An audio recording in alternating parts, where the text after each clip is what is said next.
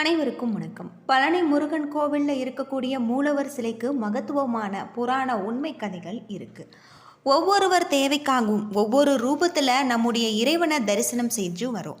அந்த வகையில் பழனி முருகன் கோவிலில் ராஜ அலங்காரத்தில் இருக்கக்கூடிய மூலவரை வழிபடுவதனால தான் ஆண்டிக்கோலத்தை தரிசனம் செய்வதா, இதற்கான பலன்கள் என்ன, அது மட்டும் இல்லாமல் பழனி முருகன் பற்றிய பல சுவாரஸ்யமான தகவலை பற்றி முழுமையாக தெரிஞ்சுக்கலாம். வீடியோவை கடைசி வரைக்கும் ஸ்கிப் பண்ணாமல் பாருங்கள்.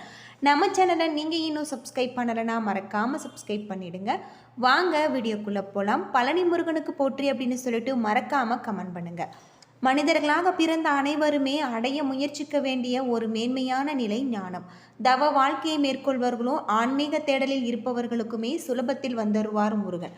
அப்படி அந்த முருகப்பெருமான் ஞானத்தின் வடிவமாக கோவில் கொண்டிருக்கக்கூடிய புனிதமான தலம்தான் பழனிமலை தண்டாயுதபாணி கோவில்.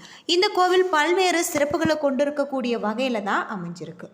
மிகவும் பழமையான இந்த கோவில் தண்டாயுதபாணி கோவில். அது மட்டும் இல்லாமல் இந்த கோவிலில் முருகனின் அறுபடை வீடுகளில் 3வது படை வீடாகும். புராண காலத்தில் இந்த ஊர் திரு ஆவினங்குடி என்றும் தென்பொதிகை என்றும் அழைக்கப்பட்டது.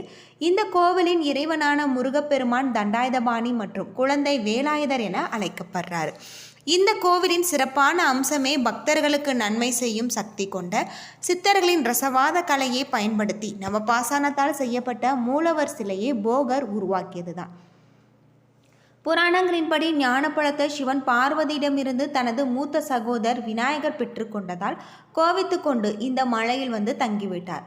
தந்தை சிவபெருமானும் தாய் பார்வதியும் எவ்வளவோ கெஞ்சி சமாதானப்படுத்தியும் இந்த பழனிமலையிலே தங்கப் போவதாக உறுதியாக கூறிவிட்டார்.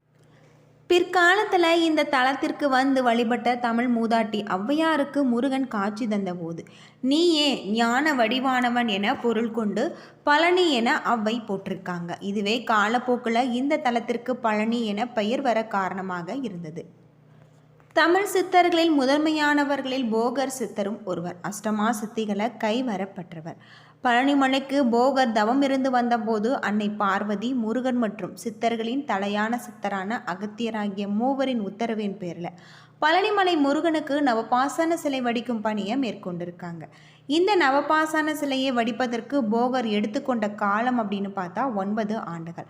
4000த்திற்கும் மேற்பட்ட மூலிகைகளை கலந்த இந்த நவபாசன சிலையை போகர் பயன்படுத்தியிருக்கார். 81 சித்தர்கள் போகரின் வழிகாட்டுதலின்படி இந்த சிலையை செய்யக்கூடிய பணியில் உதவியிருக்காங்க. மிக அற்புதமான இந்த நவபாசான சிலையை மக்களின் நன்மைக்காக இறைவனின் உத்தரவின் பேரில் போகர் முனிவர் செஞ்சிருக்காரு. இந்த நவபாசான சிலைக்கு அபிஷேகம் செய்ய பயன்படுத்தப்படும் சந்தனம், விபூதி, பன்னீர், பஞ்சாமிரதம் போன்றவை பிரசாதமாக பெற்று சாப்பிடும் பக்தர்களில் எப்படிப்பட்ட உடல் நோயும் தீர்க்கும் தெய்வீக சக்தி கொண்டது. இந்த பழனிமலையிலேயே போகர் சித்தரின் சமாதி மற்றும் போகர் சித்தரின் தனி சன்னதி இருக்கிறதாக சொல்லப்படுது. இங்க இருக்கக்கூடிய முருகனின் விக்கிரகத்துல ஒரு கிளியின் உருவம் இருக்கு. திருப்புகழ் என்னும் முருகனின் போற்றி பாடல் தொகுப்பை இயற்றிய அருணகிரிநாதர் தான் கிளி வடிவில் இருக்கக்கூடியதாகவும் முருகனுடன் இருக்கக்கூடிய பெயர் பெற்றிருக்காரு. பழனிமலைக்கு செல்லும் வழியில இடுமனின் சன்னதி இருக்கு. இடுமனுக்கு அதிகாலையில பூஜைகள் செய்யப்பட்ட பிறகு மலை மீது வெற்றிருக்கக்கூடிய முருகப்பெருமானுக்கு பூஜைகள் செய்யப்படும். முற்காலத்தில் வாழ்ந்த இடுமன் என்னும் அரக்கன் தன்னுடைய தோளில் ஒரு கட்டையில் சக்திகிரி, சிவகிரி என மலையை தூக்கி சென்று கொண்டிருந்தார்.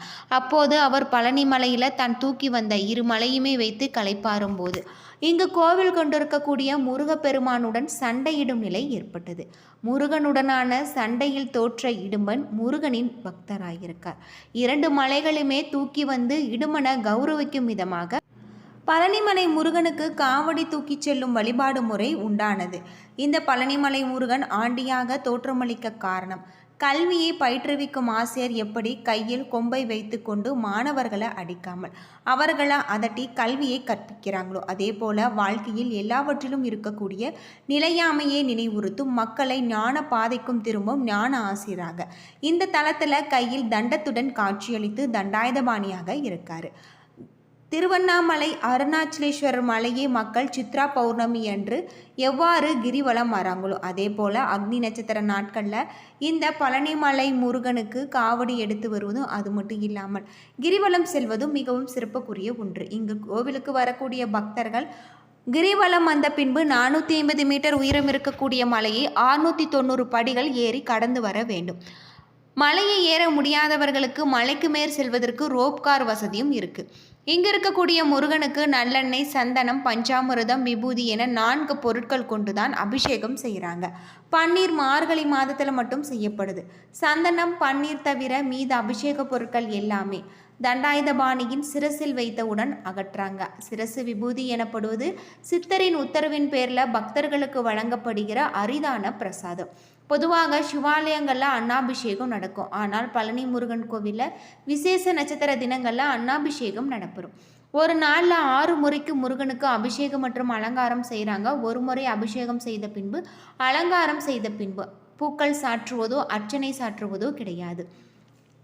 திருப்பதி கோவிலில் பிரசாதமாக லட்டு எவ்வாறு புகழ்பெற்றதோ அதே போல தண்டாயுதபாணிக்கு அபிஷேகம் செய்யப்படும் பழனி பஞ்சாமிர்தம் உலக புகழ்பெற்றது.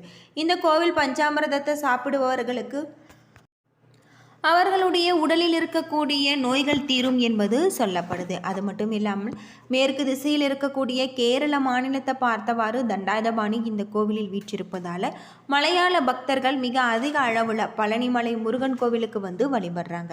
தமிழகத்தில் இருக்கக்கூடிய கோவில்களில் கோடிக்கணக்கில் பக்தர்களுடைய காணிக்கை பெறக்கூடிய கோவிலாக பழனிமலை முருகன் கோவில் அமைஞ்சிருக்கு.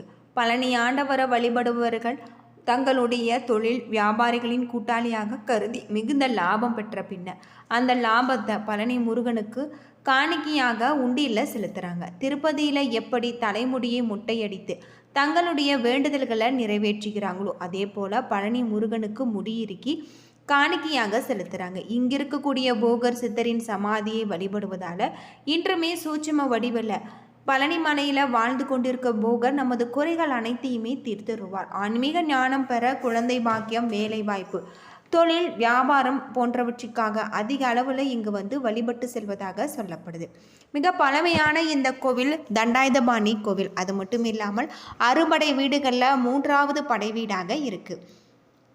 புராண காலங்களில் இந்த ஊர் திரு ஆவினங்குடி என்றும் தென்பொதிகை என்றும் அழைக்கப்பட்டது. இந்த கோவிலின் இறைவனான முருகப்பெருமான் தண்டாயுதபாணி மற்றும் குழந்தை வேலாயுதர் என அழைக்கப்படுறாரு. இந்த கோவிலின் சிறப்பான அம்சமே பக்தர்களுக்கு நன்மை செய்யும் சக்தி கொண்ட சித்தர்களுடைய ரசவாத கலையை பயன்படுத்தி நவபாசானத்தால் செய்யப்பட்ட போகர் சிலையை உருவாக்கியதுதான். புராணங்களின்படி ஞானப்பழத்தை சிவன் பார்வதியிடம் இருந்து தனது மூத்த சகோதரர் பெற்றுக்கொண்டதால் கோபமடைந்த முருகன் பழனி மலையில் வந்து தங்கியிருக்கிறதாக சொல்லப்படுது. பழனி பஞ்சாமிர்தம் மிகவும் தீராத நோய்களை தீர்க்கக்கூடிய ஒரு அருமருந்து அப்படின்னே சொல்லலாம். திருமணத்திற்கு வரன் பார்க்க செல்கிறோம் என்றால் திருமணம் நிச்சயமாகிவிட்டு என்பதாலும் பத்திரிகை கொடுக்கவும் ராஜ அலங்கார தரிசனம் செய்யலாம். அது மட்டும் இல்லாமல் புதுமனை வாங்குவது, விற்பது, வீடு கட்டுவது, கிரகப்பிரவேசம் செய்வது போன்ற நல்ல நிகழ்ச்சிகளுக்கெல்லாம் நம்மால் இயலக்கூடிய விஷயங்களுக்கு எல்லாமே நாம் இறைவனுடைய ஆசீர்வாதம் கிடைக்க ராஜ அலங்கார கோலத்தில் தரிசனம் செய்து வழிபட்டு வருவது சிறப்பு. மனிதர்களால் முடியாத சில விஷயங்களும் இவ்வுலகில் உண்டு. உயிருக்கு போராடி கொண்டிருப்பவர்களும் உறவுகளை காப்பாற்றும் எண்ணத்தில் சரியான முடிவு எடுக்க முடியாமல் தடுமாறும் மனம் கொண்டவர்களுமே ஆண்டி கோலத்தை தரிசனம் செய்வது நல்ல ஒரு பலன். ஆண்டி கோலத்தை பெரும்பாலுமே முற்றும் திறந்த ஞானிகள், ரிஷிகள், சித்தர்கள் வழிபடுறாங்க. மேலும் குடும்ப நிலையை கடந்து வருபவர்களும் இந்த கோலத்தை தரிசனம் செய்ய போராடுவாங்க. மிக சக்தி வாய்ந்த ஆண்டிக்கோள தரிசனம் செய்வது மகத்துவமான பலன்களை கொடுக்கக்கூடியது. ஆண்டி கோலத்தில் பழனி முருகனை தரிசித்தால் முற்றும் துறக்க வேண்டி இருக்கும் என்பதல்ல, மெய்யல்ல. ஞானக்காரனாக இருக்கக்கூடிய இந்த முருகன் நமக்கு வீரத்தையும் தைரியத்தையும் ஞானத்தையும் கொடுக்கிறார். முருகனுக்கு செவ்வாய் கிரகமும் குரு பகவானும் இருக்கிறார். தீராத வழக்குகள் தீரவும், தீராத நோய்கள் விலகும், தீர்ப்புகள் சாதகமாகும், வழக்குகளில் உங்கள் பக்கம் நியாயம் கிடைக்கும். போராடி கொண்டிருப்பவர்கள் முருகனை ஆண்டிக்கோளத்தில் தரிசனம் செய்து வழிபடுவது நல்ல ஒரு பலன். மருத்துவரால் கைவிடப்பட்டவர்கள், நோயாளிகள், வாய் பேச முடியாதவர்கள், உடல்நல குறைபாடு உள்ளவர்கள், மன ரீதியாக பாதிக்கப்பட்டவர்கள், மன இறுக்கத்தில் இருப்பவர்கள் ஆண்டிக்கோள முருகனை தரிசித்தால் சாத்வீகமாக உங்களுக்குள் மனநிலை மாறும் அப்படின்னு சொல்லப்படுது. என்ன நண்பர்களே, இந்த வீடியோ உங்களுக்கு பயனுள்ள ஒரு தகவலை தந்திருக்கும்னு நினைக்கிறேன். வீடியோ பிடிச்சிருந்தால் லைக் பண்ணுங்கள், ஷேர் பண்ணுங்கள், கமெண்ட் பண்ணுங்கள். நன்றி நண்பர்களே.